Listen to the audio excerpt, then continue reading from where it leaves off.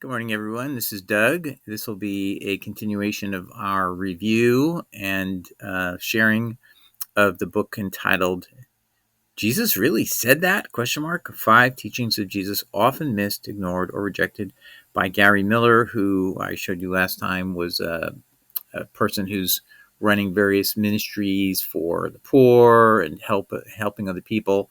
And they live up in the Pacific Northwest. This is he and his wife.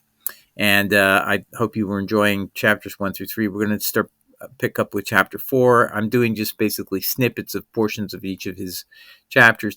We just had finished chapter 3, and this is actually a story where he's dramatizing it. He's got Jeremy, who's a married man to Alicia, and they both are struggling with the fact that they have questions that they're not getting answers at church, and now he's studying on the side. And the first question was where Jesus is talking repeatedly about works and the relative importance of them. So the question he asks at the end of chapter 3 is, if a man's works do not matter, then why does the Bible say we will be judged by them? And he gives you all these verses here, okay? And so we went through several of them in the prior episode if you want to learn more about that. But they're still unanswered at this point, so we're going to find out, does Jeremy and Alicia get answers to this question? So let's go turn to chapter 4. And again, I've highlighted things in yellow, which I intend to highlight in this talk here today. So I'm not going to read this book word for word or anything like that. But again, if you want this work, I suggest you go buy it from Kindle. It's only a few dollars. I think it's $4 or $5. Jeremy's search had begun with a few simple questions. Quote, if Jesus were the lead pastor of Lakeside Believers Fellowship, what kind of a pastor would Jesus be? What type of sermons would Jesus preach? And how would listeners feel after one of Jesus' messages? Early Monday morning, during his second week of study, Alicia walked into the room, bringing Jeremy a fresh cup of coffee. Quote, anything new this morning? I started going through my Bible after a discussion last week, and I keep finding more verses regarding the importance of obedience. There are so many places where the New Testament writers clearly state that a follower of Jesus will have an intense desire to obey him. Most of us assume we are obedient, but we haven't given Jesus' words much attention. Why haven't we taken some of these passages more seriously? I didn't realize Jesus even said some of these things. Jeremy sipped his coffee before replying, I know what you mean, and I'm not sure I have an answer. But one thing is becoming clear. If Jesus were our pastor, I suspect Lakeside's preaching would be very different. His wife, Alicia, responds, but is that fair, Jeremy? We've always enjoyed Pastor Mike's messages. He bases everything on the Bible, and I think everyone goes away refreshed, excited, and feeling better than when they came in. So that's what you see in the first 3 chapters, is that when you go to church, the aim is just to make you feel good and feel better about yourself and not change you and not make you follow Jesus any further than you've already done. So this is a very self-reflective book and helps you and me reflect on what are we doing when we go to church, or we think what's church, and what are we doing in our Christian life? Are we really actually letting Jesus test us and examine our hearts? So let's keep going. I'm just going to skip a little bit here. And he says to Alicia, you're right, Alicia. Pastor Mike's sermons are inspiring and enjoyable. I have never heard others say they didn't like one of his messages, but that may be the difference. Jesus' message wasn't universally appreciated. His teachings made some men angry and others walked away and didn't come back. Alicia frowned at her coffee before responding, but how could a pastor grow a church if he didn't preach sermons people liked? What good would it do to offend people and have them walk away? And then her husband responds, Jeremy says, that's just it, Alicia. As you read what Jesus said and how he said it, he obviously loved people and had their best interests in mind, but he didn't say things just to make them feel good. He spoke truth, even when he knew it would hurt. He seemed more interested in how they lived than how they felt. Wow, that's a very impactful statement. Jeremy glanced at his watch. I've got to get moving or I'll be late for work again. Grabbing his coffee, he headed out the door. Alicia sat in silence for a few minutes. Was there a difference between Jesus' teachings and Pastor Mike's sermons at Lakeside? So she's pondering that. Let's move on. So she says this. I like listening to him as well, Jeremy, but after you left this morning, I reviewed my sermon notes. If I were to summarize Pastor Mike's messages as good as they are, I must admit that almost all of them would fit under one basic heading. There are a couple of exceptions, but Most would follow the theme, how to be saved to make this life and the next more enjoyable. Maybe this is why we like his messages. They make us feel good. But Alicia, but Alicia, Jesus' message was completely different. His message was a sober call to repent of our past, give up our personal rights, and completely surrender to him. He clearly said in a verse I just read that any man who is not willing to give up himself and everything, he cannot be his disciple. While the message of Jesus centers on transforming people, Lakeside focuses on the importance of each person's happiness, almost like our culture, which seems obsessed with ensuring that each moment is enjoyed and exciting.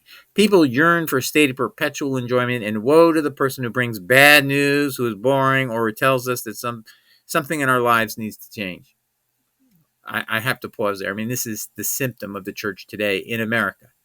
And I've attended so many churches. I can just tell you this is it. The only time the church pastor got angry was when people would show up late, and he had to punish us for that. And I love Randy, if you're listening, but that was the only time a pastor tried to make us change. Come early. Now, I actually, thank goodness, I was on time that day, but I can't say that was true every time I attended church there for years. But he made a point of making people feel embarrassed by not starting, just staring people down as they kept coming in. And, it was very effective because from that time on, people began to show up at church on time. But anyway, my point is this, is that that's very unique and very rare, that the pastor actually disciplines people by some action of his or her, or we never had a female pastor. But anyway, if a male pastor is trying to be dominating and tell you to do something, to change it for better as a group, very rare event. As Jeremy and Alicia continued to discuss the message of Jesus, they realized that marketing such a message to a fun-loving society wasn't easy. Pastors were in a difficult dilemma. The Apostle Paul had said that the preaching of the cross is foolishness to the world.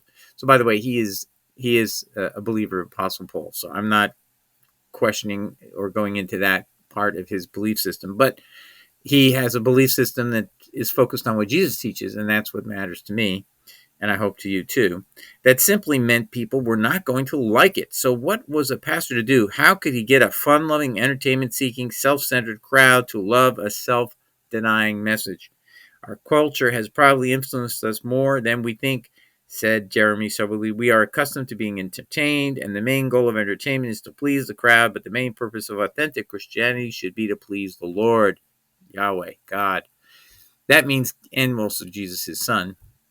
That means giving up our rights. We don't like that message. So this is the question, Alicia. How is a pastor supposed to market a message that is repulsive to his listeners? It is almost as though we're trying to repackage the product, Jeremy continued. Give Jesus a makeover and change him into an exuberant, entertaining man who wants, above all, for you to be happy. But I haven't found anything in the Bible that shows the first Christians enticing people to Jesus by packaging Christianity as an eye-catching option. Their message required a man to repent of his past and start living a holy life. Wow. This is radical, my friends. Anyway, flipping through the Bible, Jeremy continued. Listen to these words from Peter. Now let's find out where this comes from, just so we know. It comes from 1 Peter 1, verses 13 to 17. All right, so let's go back. Therefore, gird up the loins of your mind, be sober, and rest your hope fully upon the grace that is to be brought to you at the revelation of Jesus Christ. As obedient children, not conforming yourselves to the former lusts as in your ignorance, but as he who called you is holy, you also be holy in your conduct, because it is written, be holy, for I am holy. And if you call on the Father, who without partiality judges according to each one's work, conduct yourselves through the time of your stay here in fear. End of quote.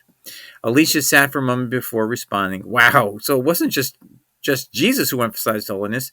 Those are powerful words. I wonder how our congregation react to this kind of message. Probably just like the crowd that Jesus preached to. A few received it, but many walked away.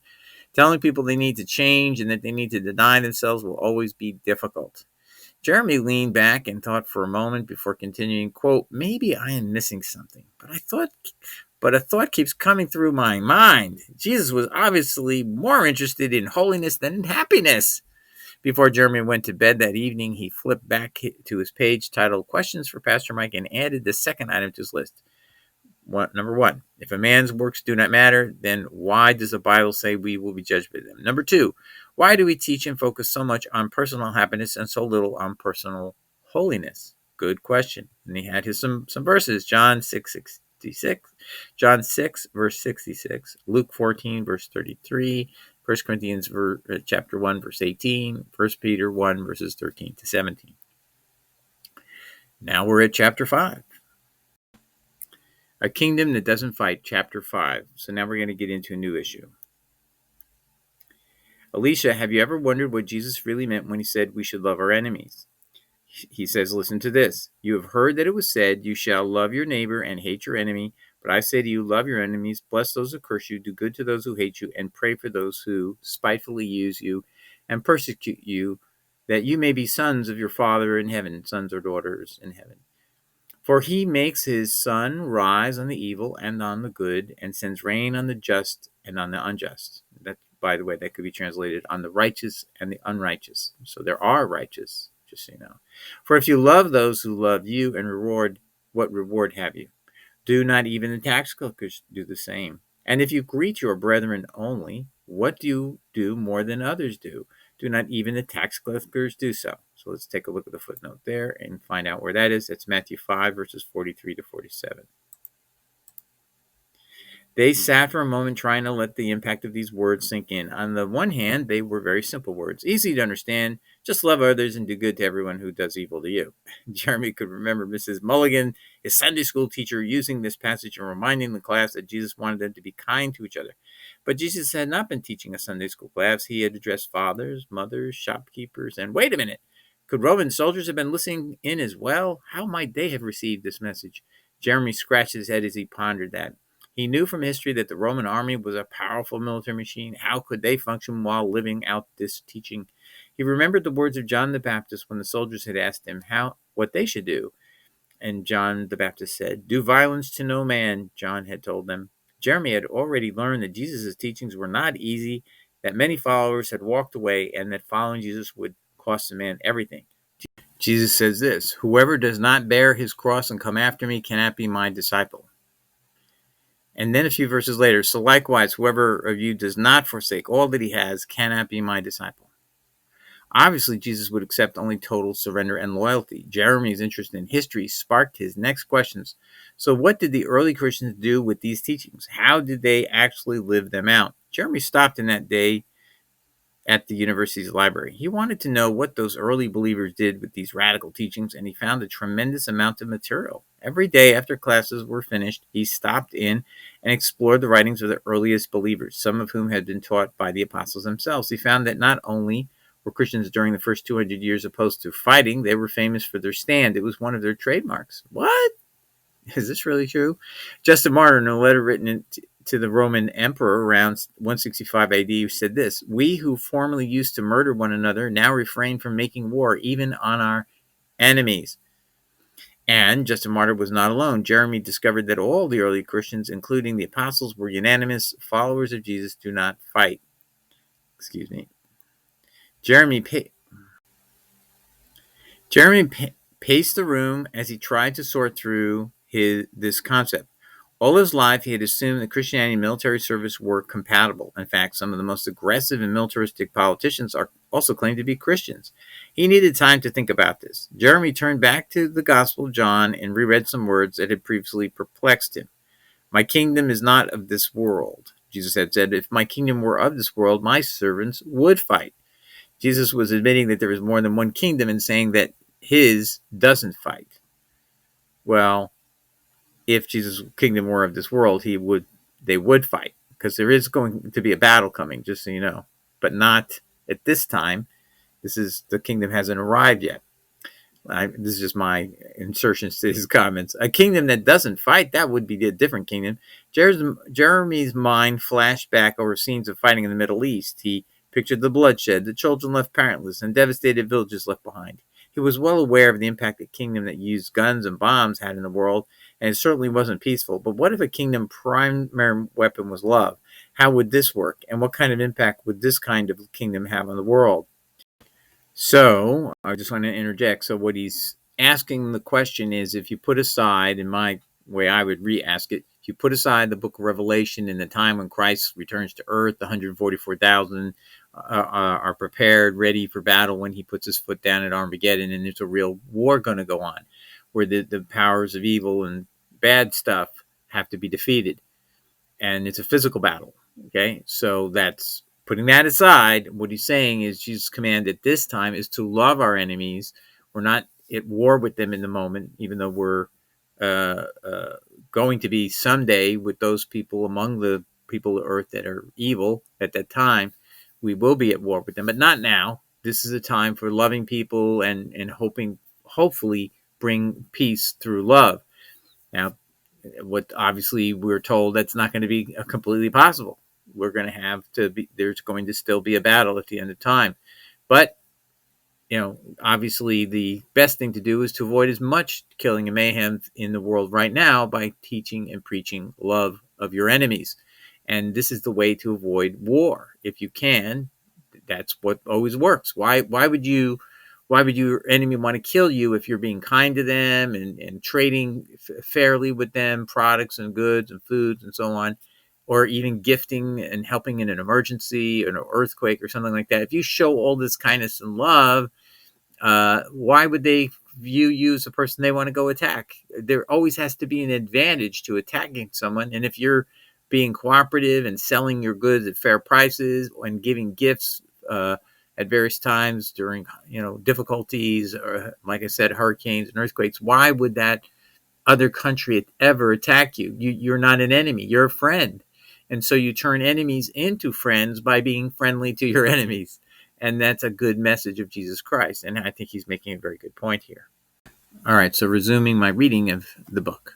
Jesus talked a lot about this kingdom of God. What did he mean? Whatever it was, this kingdom was close to his heart. Doing a quick word search, Jeremy found that Jesus referred to it almost 100 times. Amazing.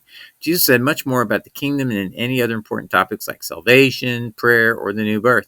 Jeremy had never realized Jesus spoke so much about his kingdom. What might the world look like today if the church had retained its original stance of loving its enemies? Jeremy thought back to his oath of enlistment when he joined the Army. He was asked to pledge his total allegiance to the United States of America. As Jeremy read the history of the early church, he realized this was exactly how they viewed becoming a part of Jesus' kingdom. When they stated their faith in Jesus, repented of their sins, and asked for water baptism, they were pledging their allegiance to the kingdom of God. Unconditional allegiance. Many of them lost their lives simply because they chose to join this kingdom that wouldn't fight. Reaching over to his page titled Questions for Pastor Mike, Jeremy added the third item to his list. If a man's works do not matter, then why does the Bible say we will be judged by them too? Why do we teach and focus so much on personal happiness and do so little on personal holiness? Number 3, why does the church no longer teach that followers of Jesus should love their enemies, live defenseless lives, and not participate in war?